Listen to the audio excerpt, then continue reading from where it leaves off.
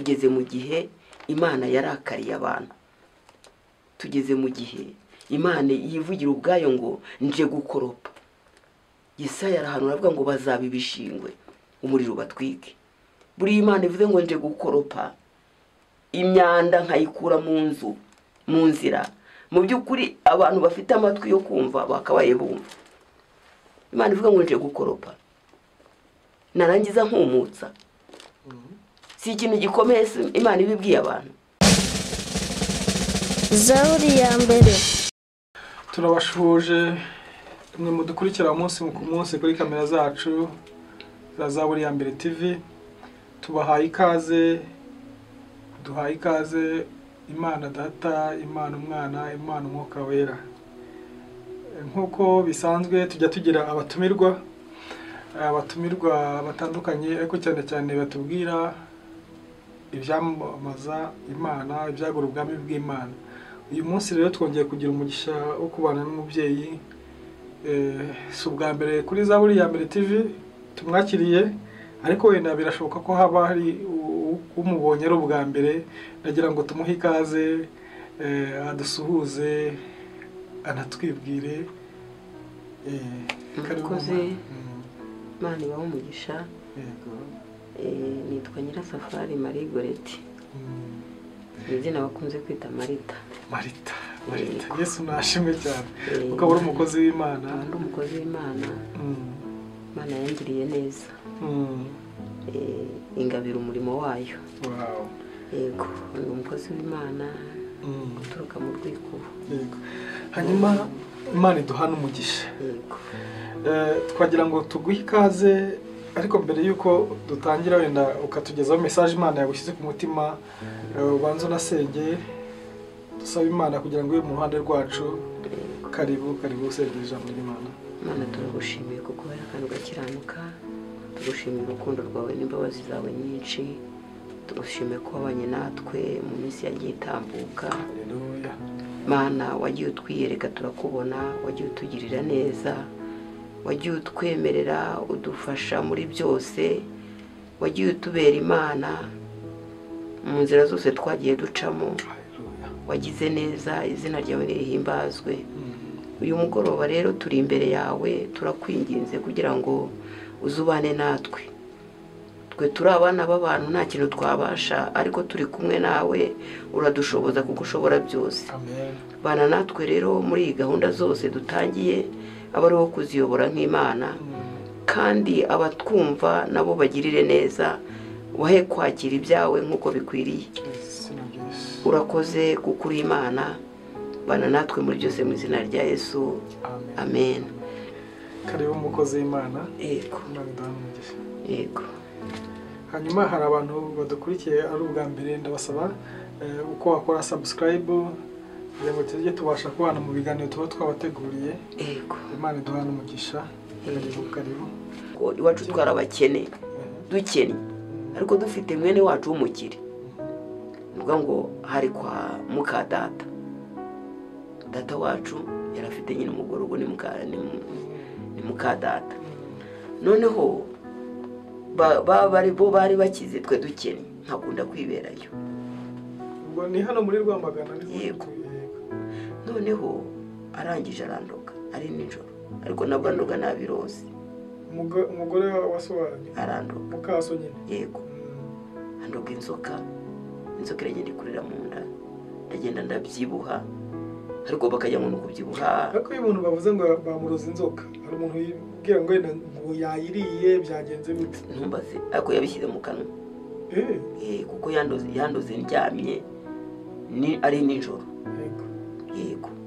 Noneho inzoka iragenda ikurira mu nda, ikajya ikata inyama zo mu nda, ntihagarika amaraso, ituma amaraso umva sinari nkibasha kurya, ariko byagiye kugaragara. Narabanje kubyimba ahantu hose, bakavuga ati wa mukobwa wa runaka nifite imyaka 16, urumva ko ni kera. Nifite imyaka 16, utubere dusubira inyuma, nari ko ntazagira nazongera no kuyambera. Mbese ndagenda mbaho mu buzima bugoye. Ya nzoka rero iba mu ndirakura. Ku munsi wo kwa muganga, nari ndi kwa muganga, icyo gihe sindabyibagirwa, bantera urushinge mu mutsi, cya kiyoka kirasinzira nanjye ndasinzira ubwo ndapfuye nyine bamanukana umurambo kwa muganga baguteye urushinge uhita upfa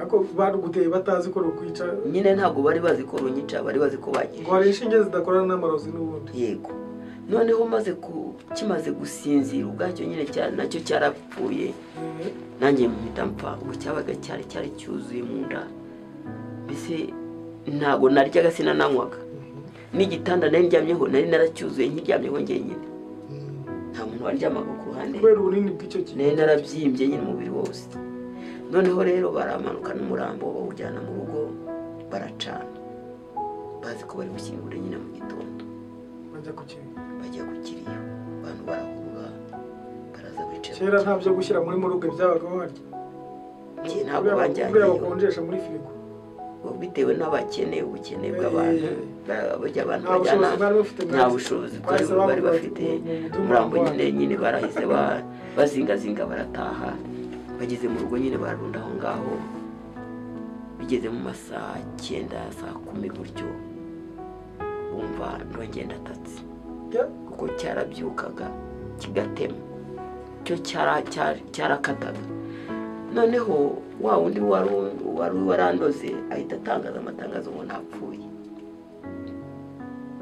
hanyuma rero umuntu wahuruye mu bahuruye aravuga ati rero ndabona umuntu wanyu afite ikibazo mu nda reka ngende mushakira umuti aragenda ashaka umuti bakajya baterura ya ntumbi bagashyira hanze nari narapfuye pe nari narapfuye kubwo ibyo nanjye n'ubuhamya bambwiye nanjye ntabyo nzi nari narapfuye bakajya baterura ya ntumbi bagashyira hanze umuti bawumaga bawusutse no gusuka nawe ubaza umuntu wapfuye hanyuma cya kintu kiragenda kiborera mu nda kimaze kuborera mu nda nkajya nkituma nyine ibice birangira cya kintu gipfuye kirashira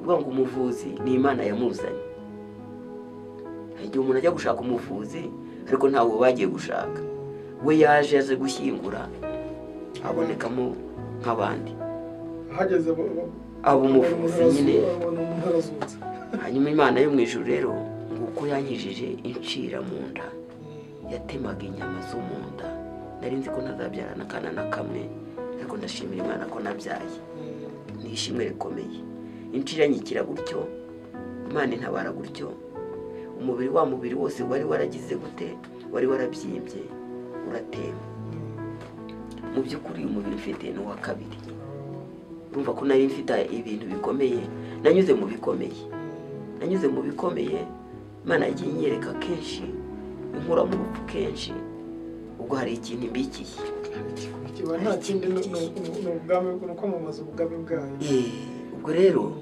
ni ibintu bikomeye nagiye ncamo bikomeye Imana yagiye ingirira neza gutyo uhamya ni burebure urumva ko Imana irashoboye ntabwo ushobora gupfa mbere y'uko Imana itabishaka ntushobora gupfa Imana itabishyizeho iherezo Imana igenda iturinda ku manywa na nijoro na n'isaha iracyagendana nanjye iracyavugana nanjye ni Imana ivuga naho abantu batabyumva ariko iravuga iranakora ni Imana ikora ni Imana dutakirika twumva ni Imana tubwira nasomye ijambo rirambwira ngo nk'uko umuja ahanga amaso nyirabuja aba ariko natwe amaso yacu tuyahanga kurinde kuwiteka rero ni abantu ahubwo barayobye hari ibindi abantu bahanzeho amaso ariko bitafite umumaro ariko birakwiye ko duhanga amaso kurinde kuwiteka Yesu aduhana umugisha rero twatandukanye nyine n'umugabo abana mpita mbita amazina umwe mwita niyo mugabo undi mwita niyo yita yego na niyo mugabo kuko nabonaga ariyo yonyine iri imbere yanjye nta wundi ndeba none se ubundi mwatandukanye abana ari bakuru ariko umwe yari mukuru undi twatandukanye nk'imufite papa wabo yari atarabita amazina cyangwa nyine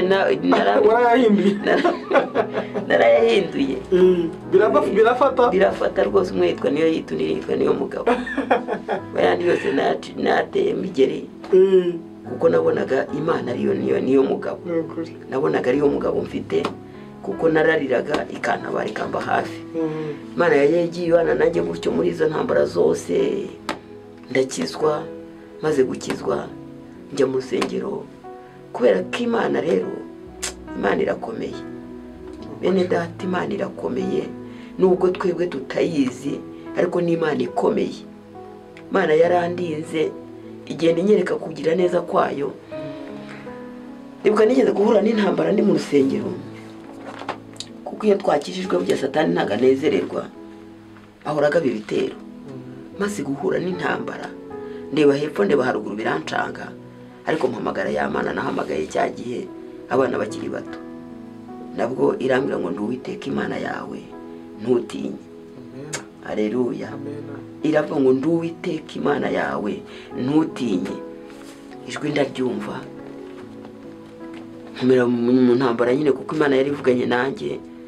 Ndongera njya gusengera ahandi hantu, umuhanuzi arambwira ati umva rero, Imana irambwiye ngo iraguhetse. Imana iheka abantu rata, ni Imana ishobora byose, ni Imana ishobora kukwambutsa utagombaga kwambuka ukahambuka, kuko ishobora byose. Imana irampeka, ntambara zirakubita, birazungutirana bijya hariya, ariko kuko yambwiye ngo iri kumwe nanjye, nicara hamwe nyine, Imana irandinda kugeza na n'iyi saha, iracyandinze. Ni ukuri pe, ndasenga ikambwira ngo mwana wanjye, Imana itugirire neza. Imana ni umubyeyi, ni umubyeyi, nubwo abantu batayitaho, nubwo abantu bayibangikanya n'ibigirwamana byo mu isi, ariko ni Imana iri hejuru y'ibigirwamana byo mu isi. Ni Imana ifite imbaraga. Ubuhamya ni burebure, ni byinshi nagiye mpura nabyo bikabije. Ndibuka igihe kimwe nabwo banteje amahembe, banjyana ahantu bita Imunyaga, sindanahagera simpazi, ariko wapi banjyanye ari ninjoro, kuko iyi myuka mibi tubona mu isi ifite amahembe yaraguterera kujya Imunyaga. Ntumbazi ko babigejeje, niba ari amahembe, niba ari amagini. Icyo nzi cyo nuko umuhanuzi yampanurira akambwira ati bakuraje mu irimbi. Ubwo ngo batwaye umuntu w'imbere, w'inyuma arasigara. Nabyutse mbese nahumekaga nk'ugiye gupfa. Umuntu ugiye gupfa nawe uramureba, ariko ntera intambwe, umuntu twari kumwe ndamubwira nti ndarembye, ariko numva umutima umpase kujya gusenga. Ndagira ngo mbwire abantu imbaraga z'Imana. Tugiye gusenga, umuhanuzi arambwira ngo bakuraje ahantu mu irimbi. Arambwira ati tera haleluya, haleluya irananira. Kuvuga byari byanze, nari ngeze kuri finali y'urupfu. Izi mbaraga turwana nazo rero, abantu bakina nazo zirahari kandi zifite imbaraga nyine, zirakomeye. Umwanzi turwana nawe arakomeye, ariko hejuru y'imbaraga ze hari imbaraga z'Imana. Hanyuma rero ubwo nuko umutima wamaze kujya gusenga, nagezeho baransengera, ndakira, za mbaraga zivamo, zirahunga. Imana ikomeza umuntu wayo, ndakomeza. Ubu navuye mu masengesho nakize. Umva rero mbambwira abantu, hari abantu benshi bapfa bishwe n'abadayimoni. Hari abantu benshi bapfa bishwe n'abadayimoni. Kubera iki? Kubera kutamenya Imana no kudusobanukirwa. Ariko iyo twamenye, idukuraho izo mbaraga tukaba bazima. Imana itugirire neza. Nagiye mbona Imana igenda indengera muri ubwo buryo bukomeye gutyo, banteza amahembe igakuraho. Ngeze kujya gusenga, Imana irambwira ngo bari bagiye kuguhina amaguru, ariko ndi Uwiteka Imana, humura ntabwo uzahinamirana. Urumva ni Imana ishobora byose, ni Imana iturinda ku manywa na nijoro, ni Imana idukiza indwara tuzi nizo tutazi. Ngewe n'akarusho mfite abantu nabwira abantu mfite ko Imana yambwiye. Imana yambwiye ngo ntuzongere gufata ku miti, ndi Imana yawe. Kandi koko ndarwara ikankiza, ni Imana ikiza. Abantu benshi bavuga ko ari ubujiji cyangwa ari iki, ariko ntago ari ubujiji. Nge nabonye Imana. Nta muti wo kwa muganga ugifata. Kwa muganga iyo mbese narwaye malaria njyayo, ariko izindi ndwara zose zimeze kuntu, Imana irazikiza, irazinkiza, kuko rwose yankijije kanseri, yankijije ibisazi. Ibyo ni ibintu nabwira abantu. Ibisazi nigeze nsaraho, yego kumana, nigeze nsaraho n'umwana arasara. Twabaye abasazi mu rugo turi babiri. Umwana akiruka nanjye nkamwiruka inyuma. nuvuga ngo njye sinari nzi ko nasaze ariko umwana nabonaga ari umusazi nkamwiruka inyuma kandi nanjye nagize gute narasaze akiruka nkamwiruka inyuma yagira haga yantera amabuye nkabanda kwebye mbese ubwo nta karimo ko mu rugo nayo nkibasha gukora twabaga muri iyo kuruse imeze gutyo abasazi babiri nawe urabyumva ndashimira Imana rero yankijije ibisazi kanseri yo ibyaje gute kanseri nagiye kumva numva ibibyimba mu mibere ndagenda njya gusenga ibibyimba rwose biraza biranabyimba ibere riranandya ariko ntago yari kanseri uko cyarakabyimba gasa wapi byari maze kuzana n'umwirasire y'umutuku kuko ryari rirwaye rwose naribona ntabwo bakajya kwa muganga ariko ntabwo nagiye kwa muganga gusa ryaraje ega burya ari igihe ubona ni n'ubushobozi bwo kujya kwa muganga ntabwo buhari ahubwo ukajya mu gusenga hanyuma rero narasenze iyo bere ryaraje rirangira ariko nkora ikintu cyitwa gusenga nkunda gusenga ndasenga nyuma y'icyumweru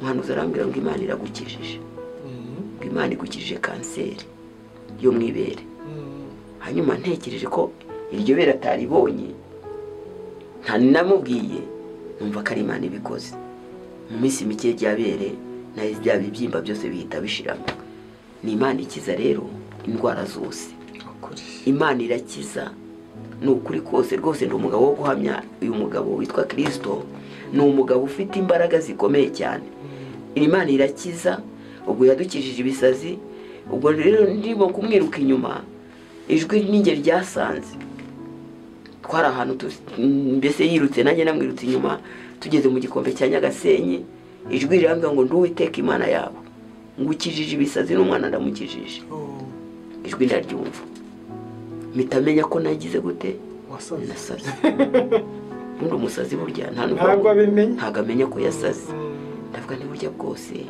narasaze Imana irankiza n'umwana iramukiza urumva ko muri iyo minsi rero ikimenyetso nabonye gifatika nuko umwana yakize gutera amabuye bikashira yuriraga ibiti kajya mu kirere mu biti ntatinya yagiye yaguye muri toilette yake itarajyamo itarashyiramo imyanda kubera bya bisazi nyine bikagenda bikamujugunya iyo Imana yamwijira mukiza imurinda imvune kugira ngo ugwe muri metero nk'icumi Imana ikurindiremo mu by'ukuri Imana yagiye inyereka ukuboko kwayo gukomeye mu nzira zose nagiyemo mu minsi yashize rero nabwo nararembye ndarwara rwose ngera kure nabwo Imana irambwira ngo nduwiteka Imana yawe ndagukijije ukurimva mu by'ukuri uretse ko abantu batazi ibanga ry'Imana ariko Imana ni umuganga ukomeye mbese iri hejuru ntabwo navuga ngo abadogiteri ariko iri hejuru y'abaganga yego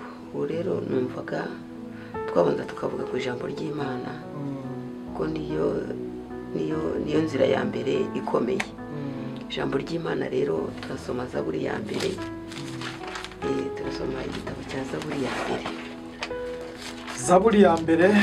Zaburi ya mbere ni umurongo wa kangahe turahera ku murongo wa mbere Zaburi ya mbere umurongo waho wa mbere haranditse ngo hahirwa umuntu udakurikiza imigambi y'ababi ntahagarare mu nzira y'abanyabyaha ntiyicarane n'abakobanyi ahubwo amategeko y'Uwiteka niyo yishimira kandi amategeko ye niyo yibwira ku manywa na nijoro uwo umurongo wa gatatu uwo azahwana n'igiti cyatewe hafi y'umugezi cyera imbuto mu gihe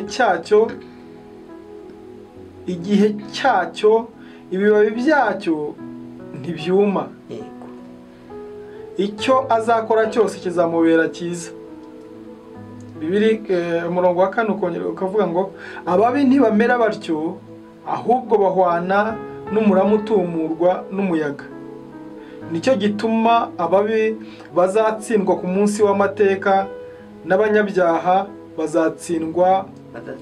bazatsindirwa mu iteraniro ry'abakiranutsi umurongo wa gatandatu kuko Uwiteka azi inzira y'abakiranutsi ariko inzira y'ababi izarimbuka amen amen Imana ishimwe rero iyi Zaburi nayitekerejeho cyane numva ariyo twaganira Bibiliya ijambo ry'Imana riravuze ngo hahirwa umuntu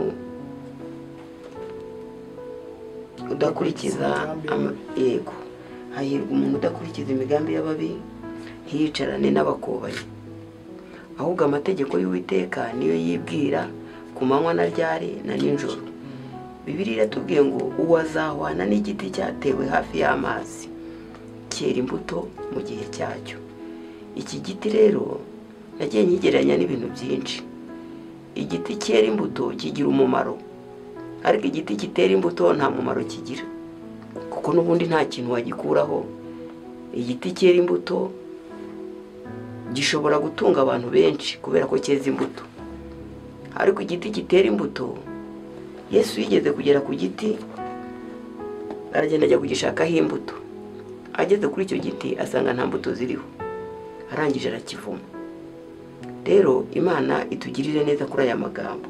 Ijambo ry'Imana yavuze ngo hahirwa umuntu udakurikiza imigambi y'ababi ntiyicarane n'abakobanyi ahubwo amategeko y'Uwiteka. Uyu munsi tuvugana amategeko y'Uwiteka abantu bayarenze hejuru, basigaye bakora ibintu binyuranye n'iby'Imana. Sinzi ukuntu nabisobanura, ariko iyo witegereje ukareba usanga amategeko y'Imana barayashyize hasi kandi ariyo yari akwiye kujya hejuru. Amategeko y'Imana, ubundi ijambo ry'Imana yavuga ngo ntitukice, ntugasambane, ntukibe, ntukifuze kwangiza ibintu by'abandi, ntukifuze inka ya mugenzi wawe, ntukifuze ibintu bya mugenzi wawe. Uyu munsi abantu bafite inyota y'ibintu kuruta kugira inyota y'Imana. Isi nuko ngo isi igeze ahantu ubona ibintu bikabije mu isi urabona ko itagitekereza Imana cyane, ariko birakwiye ko twubaha Imana, birakwiye ko tugendera mu nzira z'Imana, tukubaha amategeko y'Imana. Ko hepfo gato yaravuze ngo ababi ntibamera batyo, ahubwo bahwana n'umurama ugize gute, utumurwa n'umuyaga. Ngo nicyo gituma ababi bazatsindirwa mu iteraniro ry'abakiranutsi.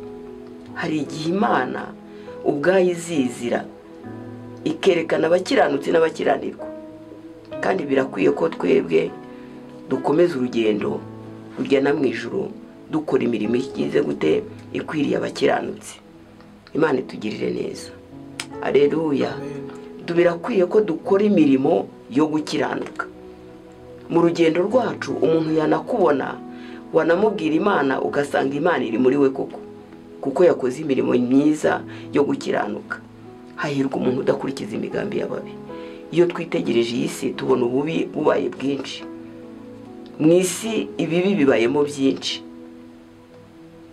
Hanyuma igitabo cy'Itangiriro ibice 6 tugisome nacyo umurongo wa kangahe wa 13.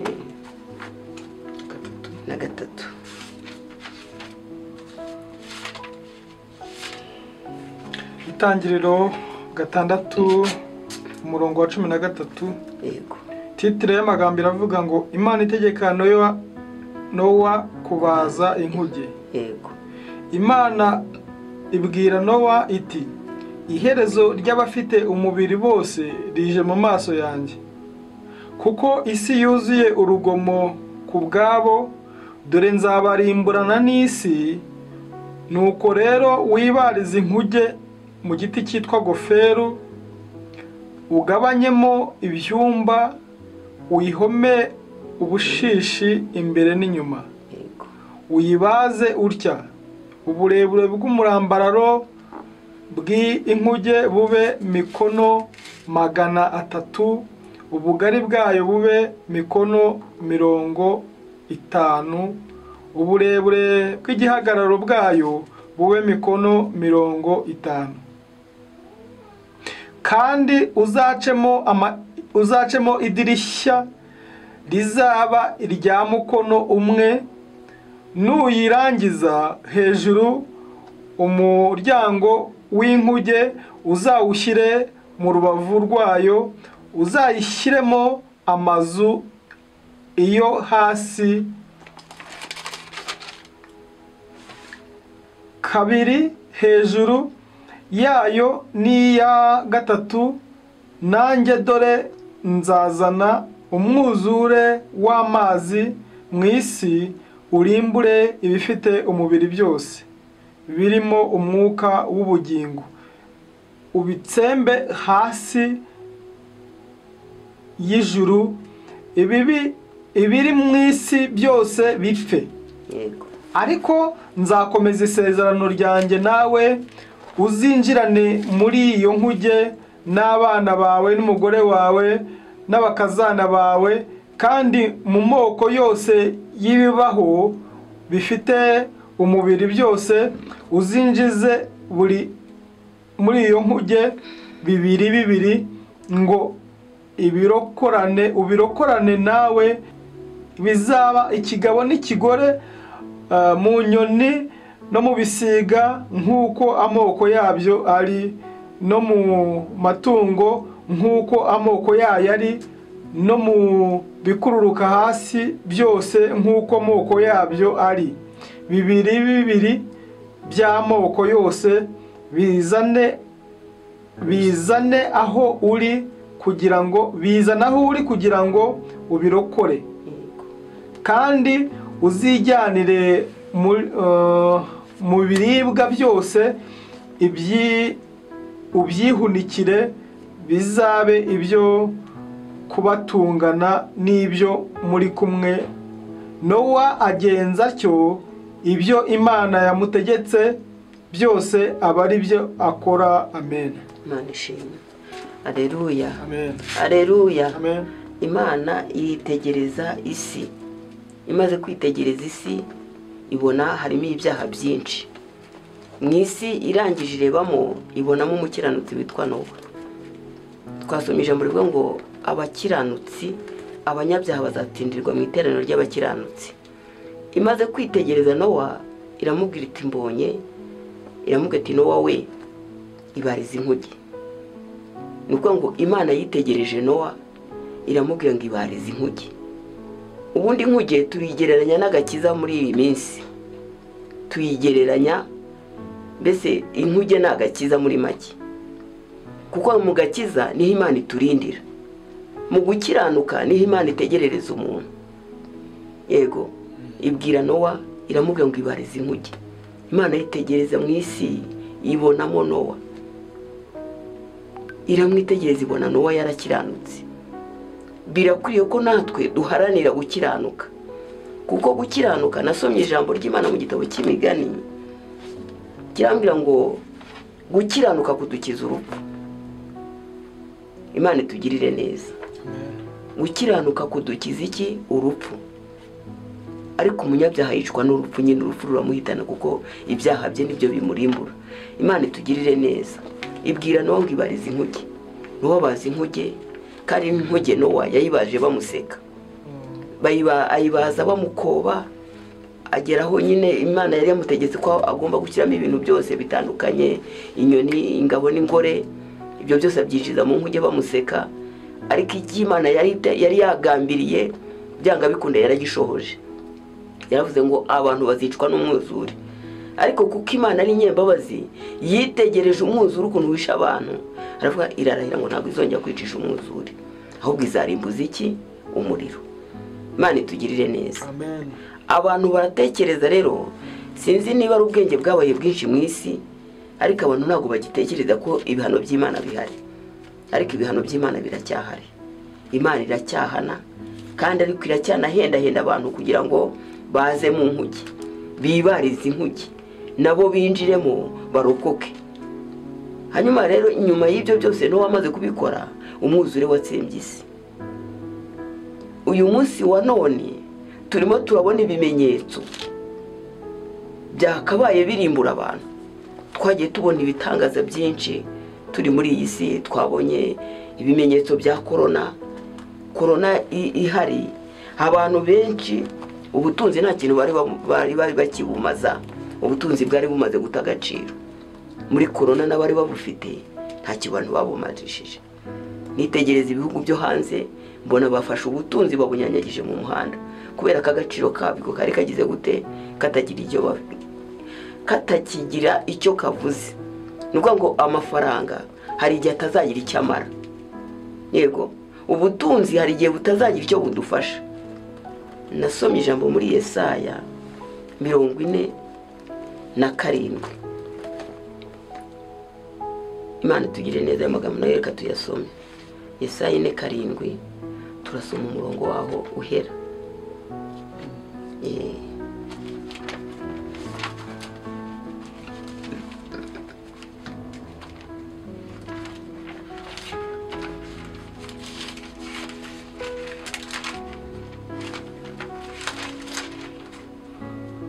Yesaya 47 umurongo waho wa 15 nibyo uhera. Yego. Yesaya 47 umurongo wa 15 haranditswe ngo uko niko ibyo byahirimbaniwe, uko niko ibyo twahirimbaniye. Numva ariko ibyo uko niko ibyo wahirimbaniye bizakubera. Abaguranaga nawe uhereye mu buto bwawe bazigendera, umuntu wese yigira ahe, ntawe uzaba ahari wo kugukiza. Imana ishimwe. Imana tugirire neza. Kuri uwo munsi w'Uwiteka nta muntu, nta feza, nta n'izahabu, nta n'umuvandimwe wawe uzabasha kugira icyo agufasha. Umuntu wese wenyine ibyo twahirimbaniye hano mu isi nta na kimwe kizaba gifite agaciro. Kandi turahirimbana ku manywa na nijoro, abantu barahirimbana ko bwije nuko bukeye. Mbese ntabwo turimo kunyurwa n'iby'Imana yanaduhaye, ahubwo turashakishaho ibindi, turahirimbana ko bwije nuko bukeye. Ariko ijambo riratubwiye ngo ibyo twahirimbaniye uhereye mu buto ukageza ubu nta na kimwe kizabasha kugira gute kudukiza. Ariko nitwubaha Imana, Bibiliya yatubwiye ngo muri Zaburi ya mbere yatubwiye ngo hahirwa umuntu udakurikiza imigambi y'ababi, ntiyicarane n'abakobanyi, ahubwo amategeko y'Uwiteka. Nitwubaha Imana tugakurikiza amategeko y'Imana, ni ukuri tuzaba amahoro. Amahoro azagwira muri twe. Ariko nidusuzugura Imana, ibyago byose bizatugeraho. Yeremiya igice cya mbere, muri Yeremiya ibice 9 harimo amagambo akomeye cyane, nayo turagira ngo tuyasome. Yeremiya 9 turahera ku murongo wa mbere. Yeremiya ibice 9 umurongo waho wa mbere ngo icyampa nkagira icumbi ry'abagenzi mu butayu, yego, kugira ngo nsige abantu banjye njye kure yabo, kuko bose ari abasambanyi n'iteraniro ry'abariganya, bafora ururimi rwabo nk'umuheto rukarekura ibinyoma, bagumirije gukomera mu gihugu, ariko si ukuri kubakomeje, kuko urekeye aho gatoya bagumirije kugira gute gukomera mu gihugu, ariko si ukuri, si ukuri. Mbese abantu bakoze ibintu bibi, bavuga ibintu bitari ukuri. Ibyo byose Yeremiya byitegereje, aravuga ati cyampa nkagira icumbi ry'abagenzi mu butayu. Yari asenze isengesho rikomeye kugira ngo nsige abantu banjye. Mu by'ukuri yitegerezaga abantu akabona bose babaye babi. Iyi si rero irime ibintu ku buryo witegereza, ukitegereza ukareba, ugasanga abantu bose, abenshi ntabwo bagikora ibyiza. Abantu bose, Bibiliya iravuze ngo, Yeremiya aravuga ngo icyampa nkagira icumbi ry'abagenzi mu butayu ngasiga. Ngo yifuzaga gusiga nyine akajya ahantu ha wenyine, kuko yabonaga ibintu byose byarabaye bibi. Ngo ngasiga abantu banjye nkajya kure. Bibiliya iravuze ngo urugo rwawe urutuje hehe? Mu buriganya. Kandi uburiganya nibwo butuma banga kugira gute kumenya. Nibwo ngo Uwiteka aravuga ngo mbese urugo rwacu turutuje hehe? Mu buriganya. Bibiliya iravuze ngo umuntu wese yirinde umuturanyi we. Iyo urebye iki gihe aho kigeze, abaturanyi biragoranye kugira ngo bavugane ukuri. Umuntu wese abavuga ibinyoma, umuntu wese abeshyira mugenzi we, umuntu wese mbese ububona nta mahoro ari hagati mu bantu. Imana tugirire neza. iyo witegereje usanga kubera ukuntu ibyaha byagwiriye mu isi usanga n'abantu barabaye babi. Imana itugire neza. Ijambo riravuze ngo urugo rwawe rutuje hehe? Mu buriganya. Uburiganya nibwo butuma bagira gute? Banga kumenya. Imana itugire neza. Kubera ukuntu dusaya mu bibi, ibibi byaraturyoheye. Mbese ujya kwitegereza ukitegereza abantu, abagore ubu munsi tuvugana ntibacyambara imyambaro y'ababyeyi nk'uko bikwiriye, biyambitse ubusa ku muhanda. Abagabo nuko, abagabo baradefiriza, abagabo barambara amaherena. Mbese ni ibintu, mbese ibyaha byamaze kuba byinshi mu isi. Imana yitegereza mu isi rero ikavuga ngo ngiye kurimbura. Ibwira Nowa, iramubwira ngo Nowa we ibarize inkuge kuko ngiye kurimbura. Imana itugire neza. Ab'i Sodoma n'i Gomora barimbuwe nuko ibyaha bibaye byinshi. Ibyaha bimaze kuba byinshi, Imana irarakara irarimbura. Abo kwa Nowa nta kindi cyabarimbuye, ni ibyaha. Nabo kwa Loti ndumva ari ibyaha byabarimbuye. Imana itugirire neza. Tugeze mu gihe rero witegereza isi, wakitegereza umuntu ugasanga mbese ibyaha nibyo byabaye byinshi imbere y'iki? Imbere y'Imana. Imana yitegereza iri mu isi ibwira Nowa ngo ngiye kurimbura kuko ibyaha bibaye byinshi. Ibwira Nowa ngo ibarize inkuge. Irimo irabwira abantu ngo nibinjire hehe? Mu gakiza. Nibibarize inkuge, nibinjire mu buntu bw'Imana kugira ngo Imana ibarokore. Abantu ntibagishaka kumva ko mbese ijambo ry'Imana barigize akarima bahingana, barigize ubucuruzi, barigize mbese sinzi ukuntu nabisobanura, ariko ijambo ry'Imana abantu ntibagihaga agaciro nk'uko bikwiriye. Imana y'amahoro itugirire neza. Imana y'amahoro itweze kandi dutunganye. Bibiliya yambwiye ngo urugo rwanjye cyangwa se rwawe urutuje he? Mu buriganya. Bibiliya ikambwira ngo uburiganya nibwo butuma banga kumenya. Mbese uburiganya tufite mu isi, uburyarya, mbese ibintu byinshi, ibyaha nibyo bituma tutamenya iki? Imana. Nuko twakoze ibyaha cyane twimura Imana. Ariko birakwiriye ko uyu munsi umuntu wese yumva aho yagiye apfapfana, aho yagiye anyura mu nzira zidakwiriye, agarukira Imana, kuko ibimenyetso byo birimo kuboneka. Ibimenyetso byo kugaruka k'umwami wacu Yesu birimo biraboneka, birimo birihuta, kuko hari ibintu byinshi bigaragaza ibimenyetso bikomeye. Imana yigeze ituma umugabo witwa Mose, imutuma kwa Farawo. Farawo anangira umutima, Imana igenda imwereka ibimenyetso byinshi, ariko ikimenyetso cya nyuma cyabaye ikimenyetso gikomeye cyane. Imana iturinde rero kuzahura n'ibimenyetso bya nyuma. Imana yaratuburiye. Imana ibwira Nowa, iramubwira ngo ibarize inkuge. Turimo turabwira abantu ngo nibinjire mu gakiza bakizwe neza. Imana itugirire neza. Umuntu wese areka igira inzira ze zitari nziza. Abantu bamaze kwinjira mu bintu bitari byiza. Ubusambanyi bubaye bwinshi, ubugome bubaye bwinshi, bwicanye bw'indengakamere bubaye bwinshi mu isi. Nuvuga ngo Imana ibyo byose irabyitegereza ikavuga ngo ngiye kurimbura kuko ibyaha by'abantu bibaye byinshi. Imana itugirire neza. Imana yitegereje ibyaha by'abantu iravuga ngo ngiye kurimbura. Imana itugirire neza. Ariko iburira Nowa. Hari ahantu nasomyemo muri icyo gitabo cy'Itangiriro ngo Nowa yabaje inkuge abantu bamuseka. Abantu bari gukizwa, abandi babaseka ndetse bakanabagerageza mu buryo bukomeye. Ariko ndagira ngo ninginge abatwumva bashake Imana bigishoboka. Muri Yesaya ntabwo nibuka mu gice neza cyane, ariko hari ijambo rivuga ngo mushake Uwiteka bigishoboka ko abona, mu mwambaza akiri bugufi.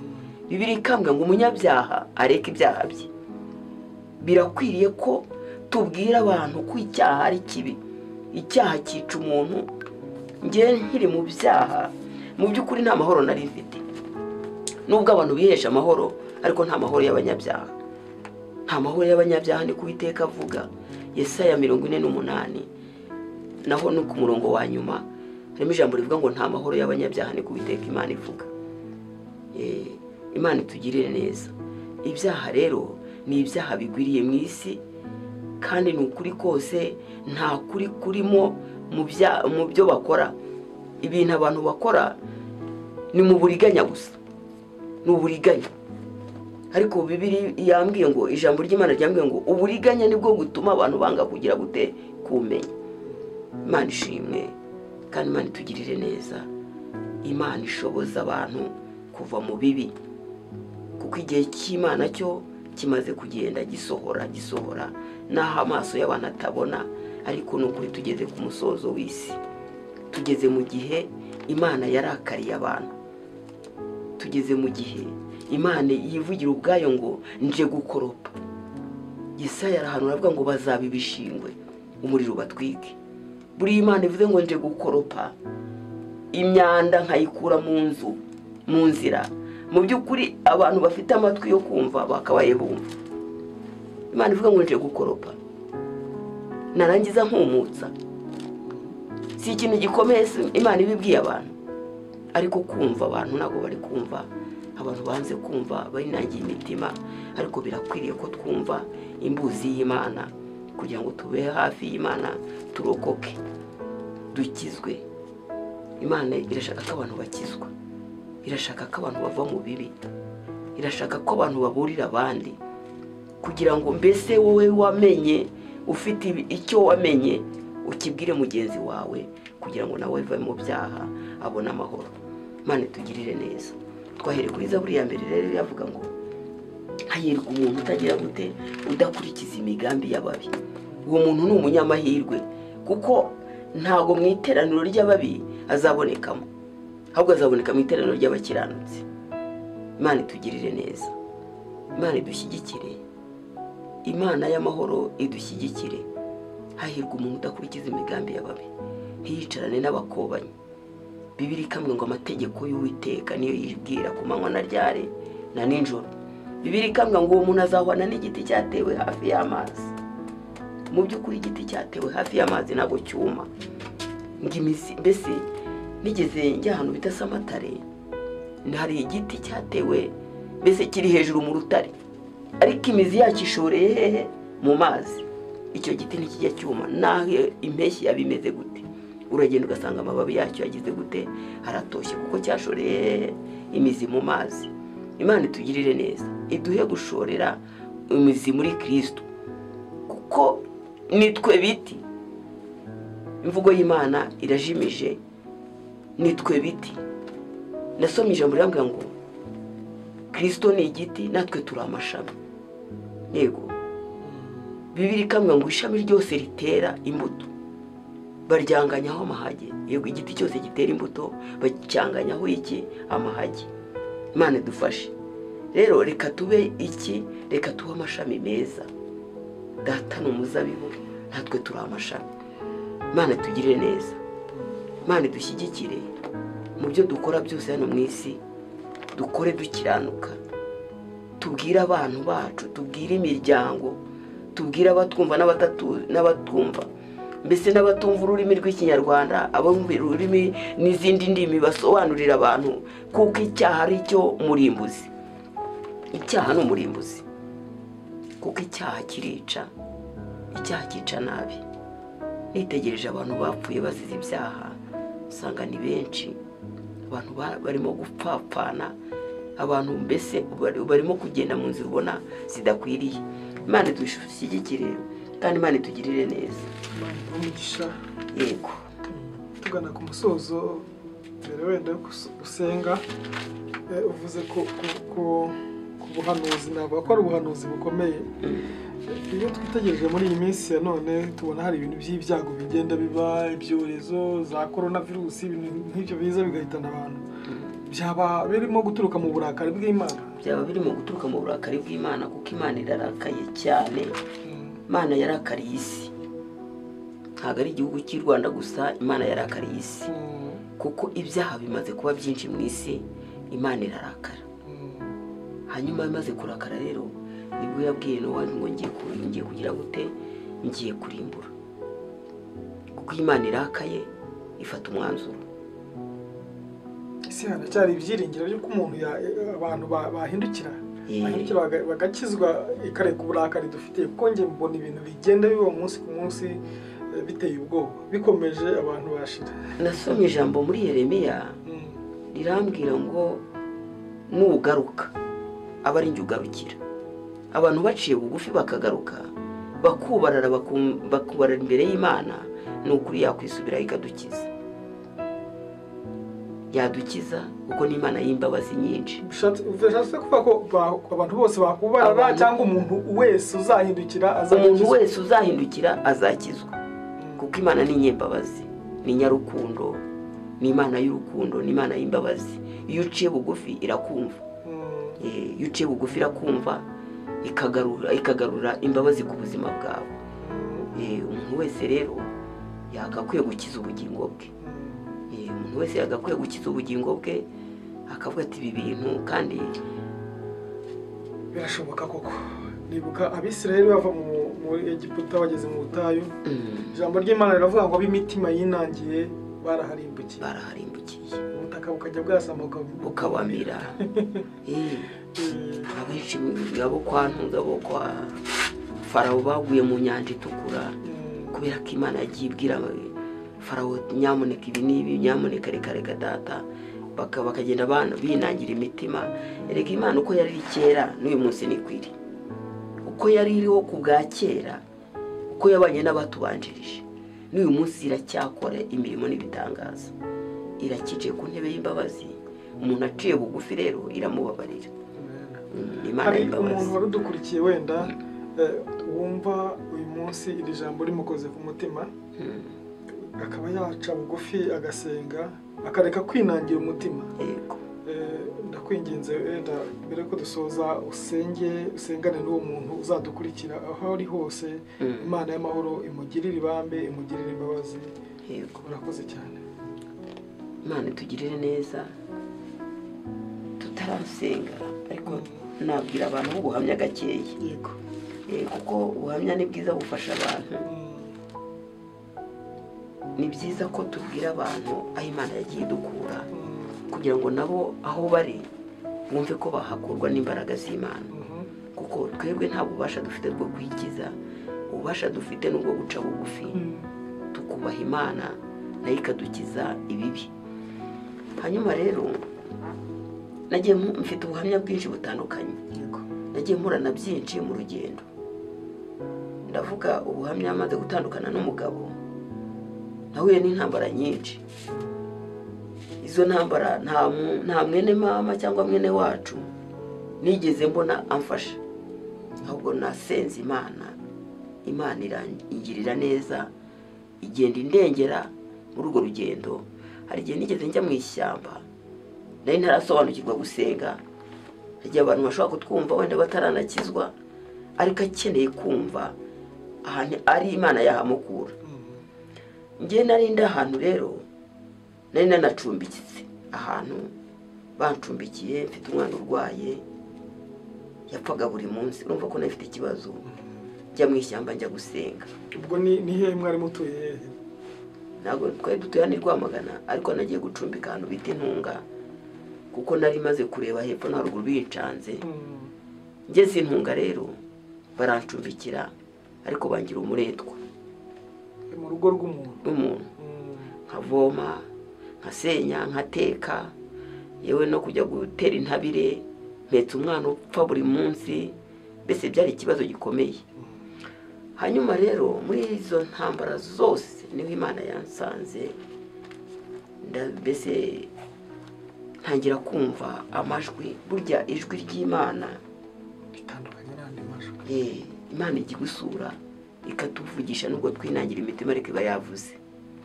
Hanyuma nkajya numva Imana imbwira ngo kizwa abana bawe bazakira. Nari ndwaje umwana, ariko nkumva se umwana wanjye komererwa, ndwaje umwana umwe n'undi ararwaye. Ako rumva ko Imana yo yari izi ko bose barwaye, kuko ni Imana iturebera aho tutagize dute tutareba. Hanyuma rero numvaga Imana iba ikabwaye, kuko mama yari yaravukiye ahantu bita Igitarama, akajya yirahira Imana y'ikabwaye. Imana y'ikabwaye rero niyo yangiye mu mutwe, akajya njya mu ishyamba ngasenga Imana y'ikabwaye. Ariko ni Imana ibera hose icyare icyarimwe ariko ngiye kubera ko ubujiji n'ubujiji nyine numvaga ngo ngomba guhamagara Imana y'Ikabwayi kuko ariho nayo Imana ya mama wawe. Yego ndayihamagaye nkajya njya mu ishyamba nkarira nkasenga Imana nkayihamagara Imana y'Ikabwayi wantabaye mwana w'Ikabwayi ariko ndashimira Imana yarantabaye nuko uwo mwana nabonaga azapfa ariko bariho ni Mutaraga n'umugabo. Ndashimira Imana rero kubwo ibyo tubona bikomeye. Waje guhura na Yesu nyine Yesu muri iyo sengesho ryo munsi wa mbere ku munsi wa mbere ryaje ari ijwi cyangwa yagutumyeho umuhanuzi wayo? Nta muhanuzi yantumyeho, ijwi ryaransanze ko njye nagiye numva amajwi. Ndibuka igihe kimwe nabonaga bikomeye rwose bikomeye ndavuga ngo ngiye kurega umugabo. Ijwi rirambwira ngo uko amarira ujyanye niyo uri bugarure. Yego nanga kubyumva ndagenda njya kurega, ngiye kurega baramburanya barantsinda kandi mfite ikibazo kandi Imana si yari yamburiye ariko nanga kubyumva. Ndangira umutima nanga kubyumva ariko uko nagiye ndira niko nagarutse kuko Imana yo yari ifite gahunda ishaka kuzangezaho. Hanyuma ndataha umugabo arambwira ati genda abantu bareresha amazi nushaka mbese nushaka kubashyiraho ushaka nabawe nanjye ndabyara abanjye. Abana mbakubita rero umugongo ndabaheka njya mu bibazo bikomeye kubashakira ibibereho tudafite aho kuba. Ni ukuri ko Imana byari bikomeye ariko Imana rurema ya yindi yaremye isi n'ijuru, ya yindi tureberaho tutareba, igenda itubungabungira umutekano mu by'ukuri abandi irabarera barakura. Ni Imana irera. Wumva ashaka guhindukira akava mu byaha abantu bakareka kwinangira umutima bakagirirwa neza n'Imana. Reka dusenge Imana tubwire abantu batwumva, turasengera n'abarwayi kuko hari abantu indwara ziba zarabafashe, hari abantu baba bababaye bafite imbaraga nk'izo nari mfite icyo gihe. Imana nabo ibagereho ibakize. Kadusengera bihana. Mana data wa twese uri mu ijuru, uri Imana ishobora byose, uri Imana y'imbaraga nyinshi, ni wowe wenyine utanga agakiza. Nta muntu wabona agakiza nta n'uwo akagura amafaranga ariko wowe wenyine ujya utanga agakiza, ujya ukura abantu mu byaha ukabashyira mu buzima. Kandi icyaha ni urupfu. Icyaha iyo twakoze ibyaha tuba twagiye ahandi hantu, ntabwo ujya wishimira abantu baba mu byaha. Uri Imana ikura umuntu mu byaha ukamuha agakiza. Mu izina rya Yesu dusengeye abarimo kutwumva kugira ngo ubakure mu byaha, bahe imbaraga zibanesha icyaha, ubatsindire ibibi n'ibisa nabyo, ubagirire neza kuko uri Imana. Mu izina rya Yesu turabasengeye kugira ngo abantu bose barimo kutwumva baheranywe n'ibyaha, baheranywe n'ubusambanyi, uri Imana ikura umuntu mu busambanyi, uri Imana ikura umuntu mu rupfu ukamukiza. Turasenze kugira ngo utabare abantu bawe, ubarengere kuko uri Imana. Tanga ubugingo buzima kuko ubugingo buzima nibwo buzaza imbere yawe. Turasengera Mwami Yesu Kristo, turasengera batakuzi kandi barahari benshi. Turasengera baheranywe n'ibyaha, turasengera baheranywe Mwami n'ubusinzi n'ubusambanyi. Abo bantu bose turabakwingingiye kugira ngo bakize kuko uri Imana ikiza. Urakoze rero, turatuje ntutuze, turacecetse ariko ntuceceke. Komeze gukora imirimo n'ibitangaza mu bantu bawe mu izina rya Yesu, amen. Ndagushimiye wowe wabanye natwe umunsi. Imbere yacu twari kumwe n'umubyeyi aduhaye ubuhamya, duhaye ijambo ry'Imana. Nimba ryagushimishije ryagufashije, byaba byiza urisangije n'abandi ugakora share. Imana iduhane umugisha. Nimba utarakora subscribe uyikore kugira ngo tujye tubasha kubana mu biganiro tuba twateguriye umunsi wose. Yesu aduhe umugisha. Ciao ciao. Zaburi ya mbere.